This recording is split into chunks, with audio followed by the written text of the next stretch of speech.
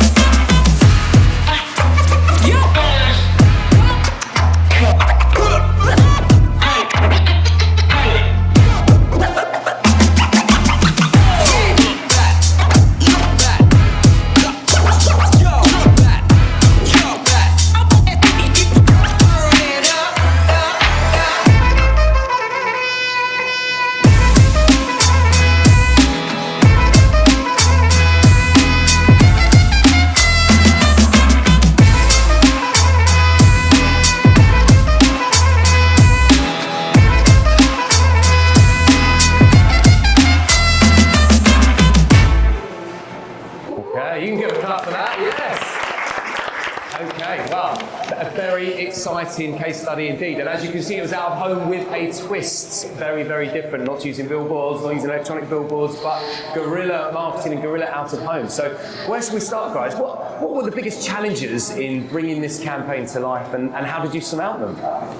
Who would like to go first? Sure, I'll take up challenges. I think one of the funniest challenges was probably advising my camera crew that they needed to be out at 2 in the morning and 3 in the morning to catch the people that were installing the wild postings. And as if anyone knows that done wild postings in Mexico, you need to keep replacing them. So like it's guerrilla media. It's wild. And it's wild. And why we love BK is because they're open to doing things that are outside of the box.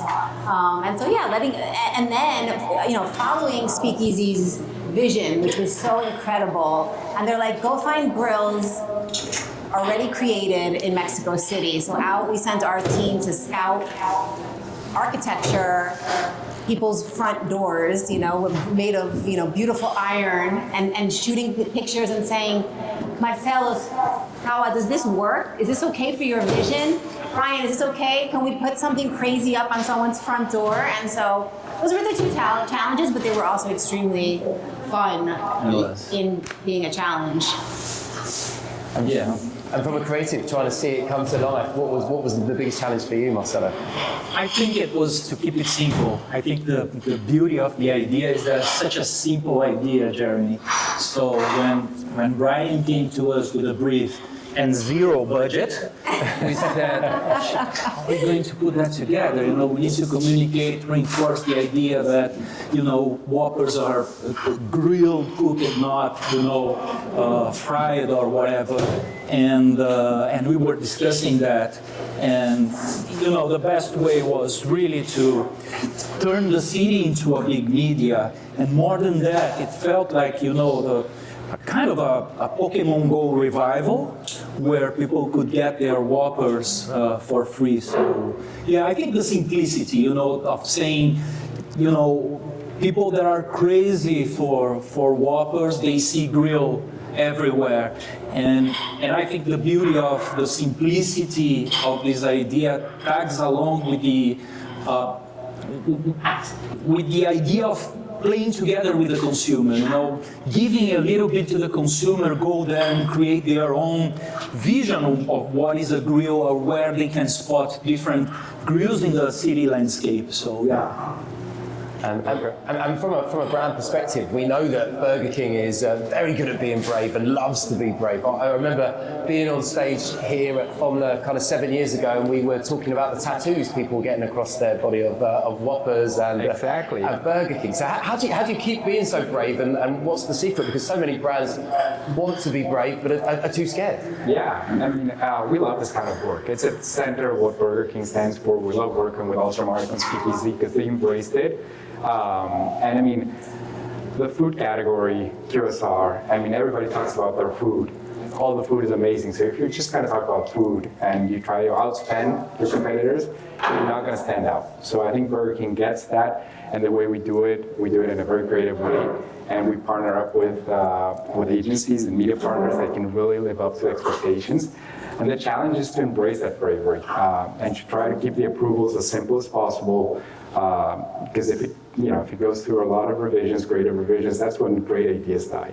So I think keep that bravery at the DNA, keep it into a small team, do it well, and get the results, the amazing results that we saw.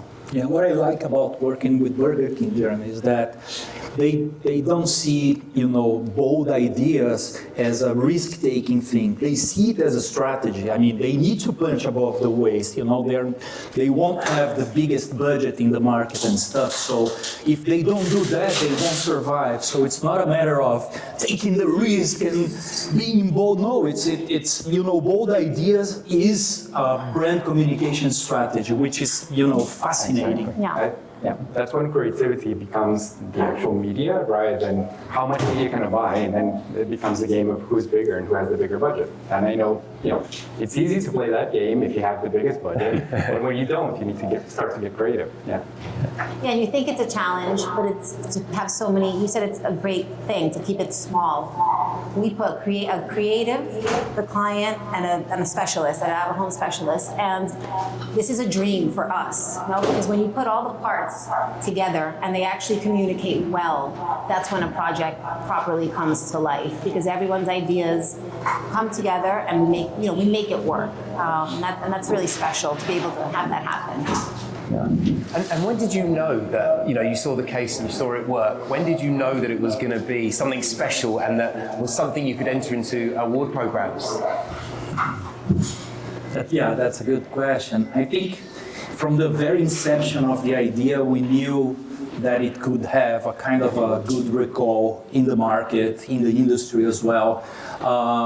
But we really noticed when we were making off the campaign, and I saw those, hives of people, catching the QR code, and we felt like for the making of, there wasn't much of a, mock-up of models or people doing that. It was, real people in the real streets, trying to get their Whoppers for free, like chasing their Whoppers for free, and we felt like, this is something that will catch fire. Yeah.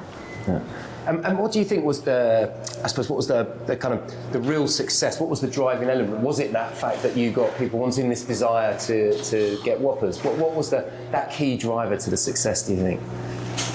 I can take it. I think the simple truth to it, I mean, there are grills everywhere. So when you look at it and people can relate and see the patty, it was the actual burger patty, it was very simple, very straightforward. And it's refreshing to see some guerrilla marketing versus traditional out of home. Yeah, traditional out of home is super effective. It works, it's amazing. But when you're walking through the city and you're discovering new things and they're very playful in nature and you actually get something great, which is a free Whopper, why not? So, I think that playful element really paid off.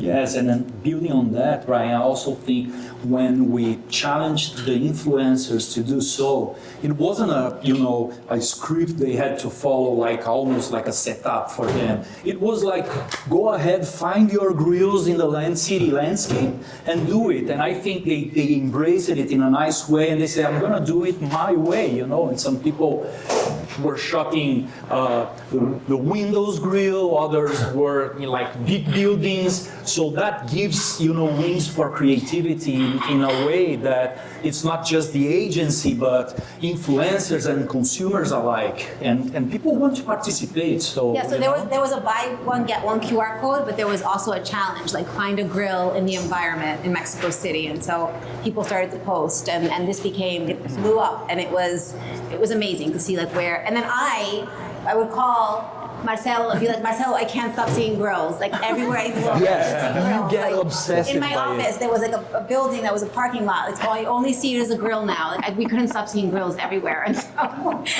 it became like obsession and funny. It was so much. There was a moment where I remember that, Clau. There was a moment when we said, "Oh, but we need to boost that, and let's come up with a hive of drones and draw grills in the sky and shit like that." And we say, why are we complicating that? Yeah. And thank God the client said, guys, it's okay as it is, keep it simple.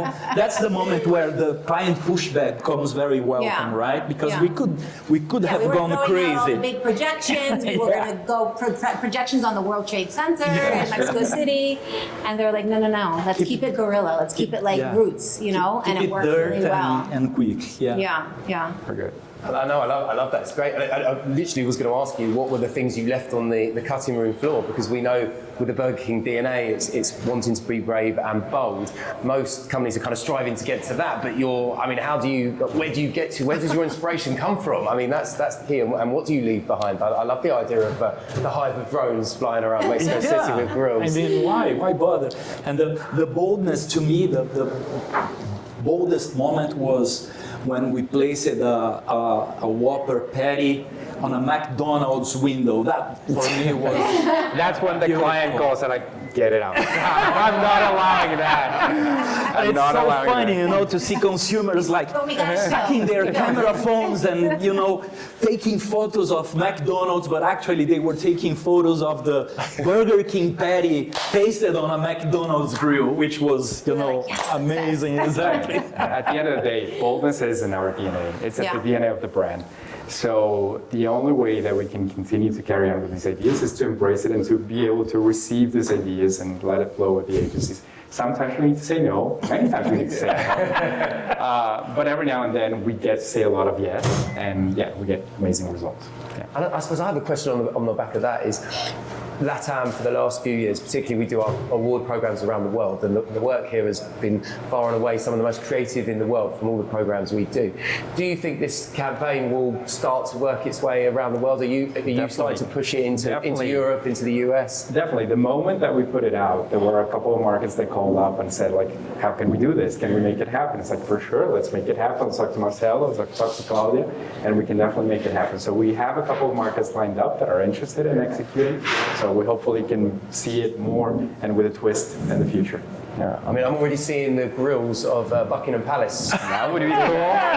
That would be cool. There's a challenge. There's a challenge. Thank you, Jeremy. Thank you. Thank God we have Altermark for the execution. And I suppose the other thing is, like, you can see the passion in this project. How exciting was it to, work with Claudia, and it was like, actually, we're not using screens or we're not using traditional out of home. We're doing something completely different. And I suppose what's the worry? Because obviously, from an out of home perspective, your measurement sides are all set up for this, and this. It's really difficult to measure and understand how effective it's been, right? Yeah. So, how exciting was that? And It was definitely a challenge. I mean, we used a lot of the metrics in terms of mobile data and SDK data that we have. And then obviously the interaction with the QR code, which was over the top. And so we were able to get lots of metrics, even though it was something guerrilla.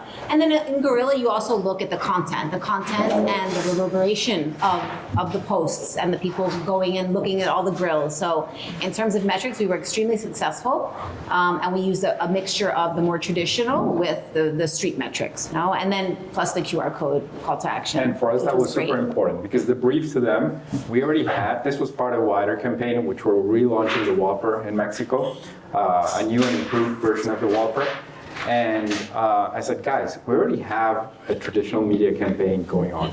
Your job, your task is to make it bigger, to amplify it. And they embraced it super well. And those were the metrics that we were looking at when we worked with Claudia. There's still one piece I wanted to make, but it was almost impossible, which was you have all those vertical striped jerseys on soccer, right? Yeah. So we wanted to place the patty in those soccer, jerseys, but that was A little more far. expensive and long term. With the teams, you have to do a long term agreement to be like technically a sponsor. Unless it was like a kids team. The kids were all like, they would accept Burger King, but they wanted to be like main stage, big teams, and so that was a little more. We had to cross that one out. But what Claudia says it's true. Once the campaign the idea gets into your system, it's like everywhere you look, you see the grills, and it's almost unbearable. It's like, isn't it? And look, we know in this region in particular, in Latin America, out of home is huge, and we see these kind of ideas. What do you think is the big appeal for out of home for Latam, and where does it go from here, do you think? Yeah, I'll take the out of home. So out of home, it's, as we all know, it tends up being a smaller investment in terms of the larger business plan. It's about 47 billion globally, grew 10% year on year, which is incredible, best year ever. And in terms of the metrics, it's amazing, but it's a lot of work. So in terms of awareness, it's about 13.3%. Gets more awareness, let's say attention, the newest word for all of our clients, compared to CTV, digital, online. In terms of return on investment, you get $7 in terms of your return when you invest $1. So it's 7 times. Yet it's very work intensive. So again, my content crew was out at 2, 3 o'clock in the morning, putting up, filming people, putting up paper with glue on a wall. But on the flip side, it's a medium that's amazing, but it's real. And so we have to deal with pandemics, and we have to deal with weather, and we have to deal with the digital that's coming in, and clients that love digital, but clients that also want interaction and very static and traditional, so a painted wall or while posting. So it's a very complex universe, but it's obviously, in my opinion, one of the most interesting media formats out there, because it's real, right? It's literally real, and we design the environment. We are designing, where people sit to wait for a bus. We sort of, we're encapsulating, your environment, and so. But you need to be a masochist to want to work in this and be very addicted and love it a lot, which I do, and be able to deal with the creatives, crazy ideas, yet Brian's different. He's not the traditional client, but deal with a client that wants to push back on creative ideas. It's complex, and Latin America opens it up for us. It's a little more lenient in some ways. So we're able to do some cooler projects, but it's definitely a challenging format. Where I see it going, I think that was your question. I've completely gone outside of where you went.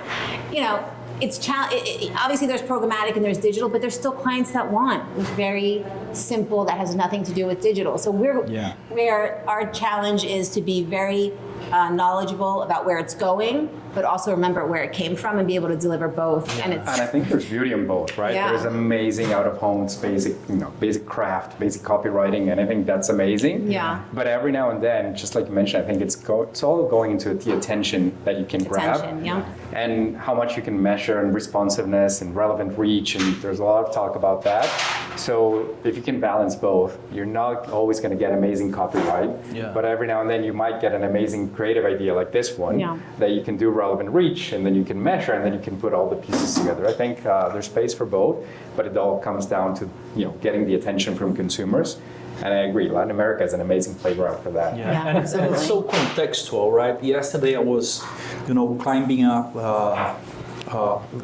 the beginning of the week, I was climbing up a stair from the subway, and I saw this New Balance ad on the steps, and it's like, okay, so New Balance, and I have this challenge, these, stairs up to, the ground floor, and it's so contextual, it said it all, there was just the N for New Balance and NB, and that was it, and because of the context, they don't have to say anything else, it's like, okay, this is a good moment of relevance for the category, for the brand. And you didn't see grills on the steps? Oh, of course. I see grills on the New Balance logo, if you will. Hasn't reached Manhattan just yet. Exactly. but from that perspective, as a creative, out of home as a medium, I mean, surely it must rank up there as one of the top mediums to play within and come up and be inspired and produce that creativity. Exactly, and I think that needs to be anchored in a kind of a sensitive, not profound, but a sensitive knowledge of the consumer behavior. Again, somebody took the time to see that bloody stairs up way at 5 o'clock, rush hour, and say, well, hell, this is a moment where people will think of working out and exercise and all that shit, right? So New Balance there is like, and the other thing which is amazing is that, everywhere you can create a media opportunity on out of home, which is different in digital. It's different on, TV and all that stuff. So again, the idea of using the city landscape as the canvas for people to spot grills is like, creating a new media. That's exciting from a creative point of view, right?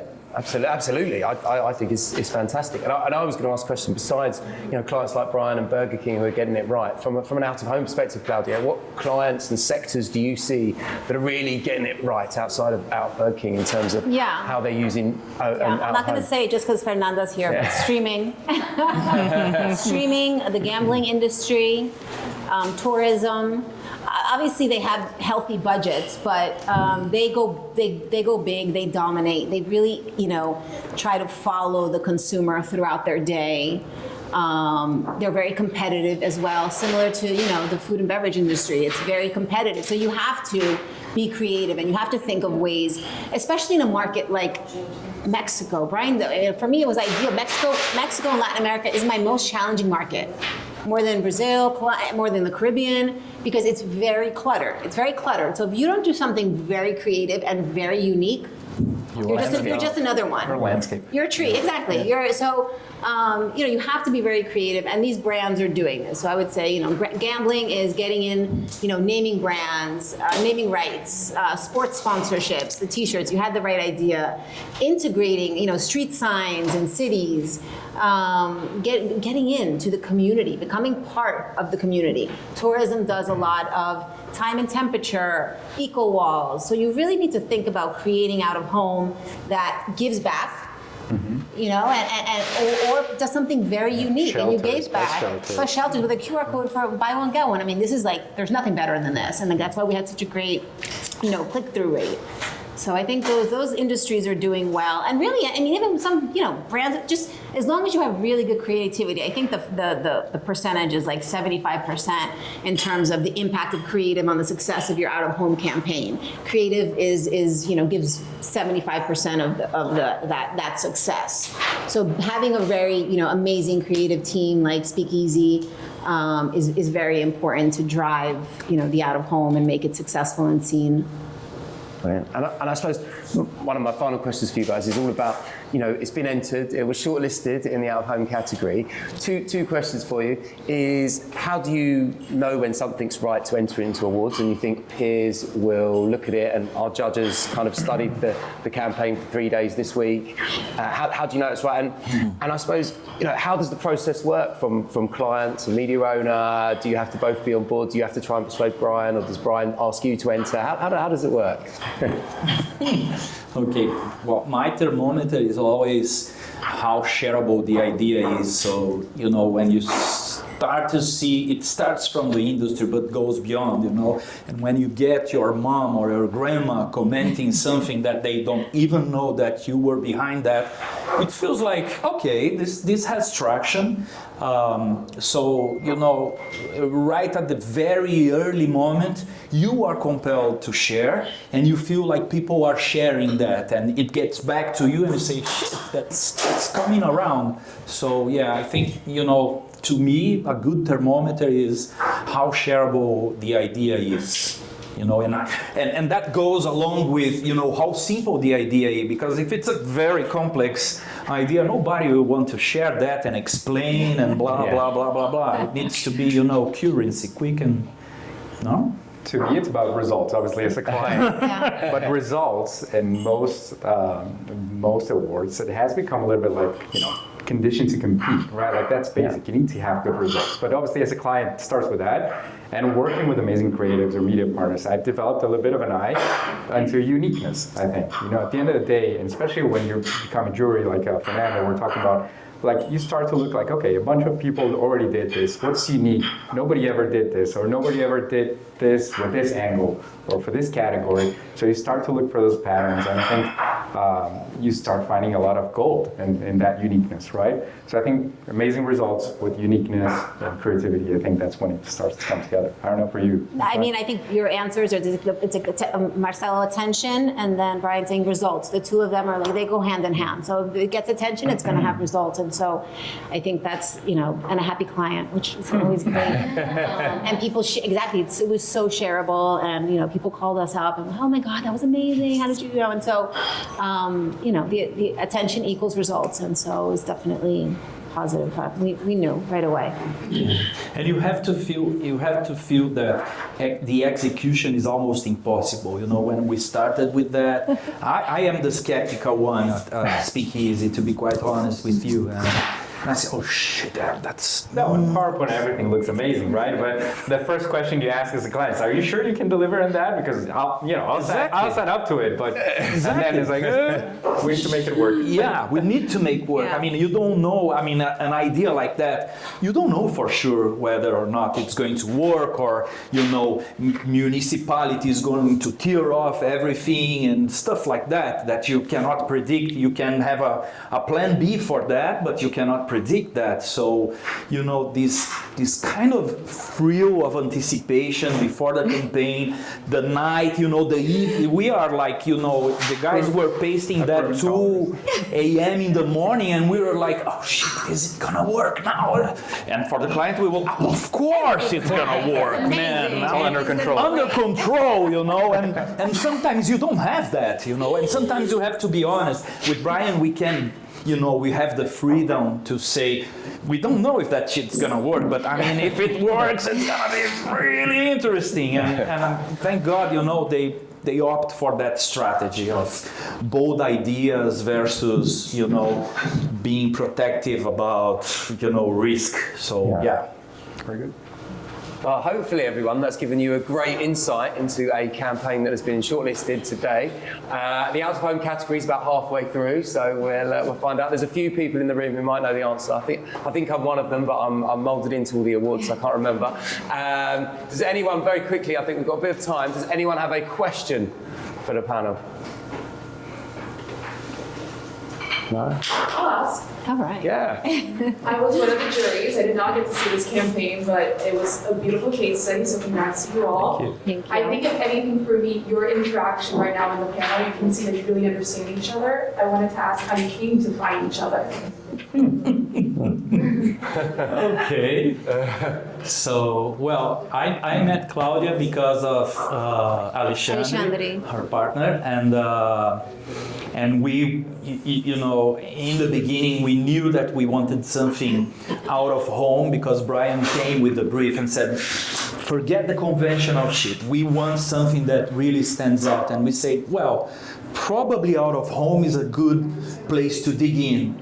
And since I knew Alexandre put me in touch with Claudia. That's how we met. It was actually our first project together, right, Claudia? Mm-hmm. And Brian, I know a little bit way back. We did some stuff before, and I mean, we fell in love for the, you know, at the first sight. So It's good. Not on an app in real life as well.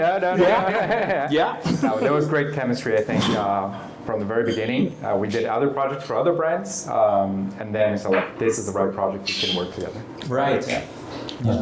Yeah, that is true. Fantastic, great question. Well, we'll find out how it does in the awards in just a moment. We've got a 5-minute restroom break, but most importantly, a 5-minute food break as well. So if you come around here, there's going to be lots of food. Throughout the presentation, don't be shy, get up, help yourselves to drinks. We've got plenty of it. We spent a fortune on it, so please don't leave it here for us. I can't take 20 bottles of wine back to London, so please help yourselves, and we'll get ready for the awards. But before we do that, let's have a huge thank you to Claudia, to Brian, and to Marcello.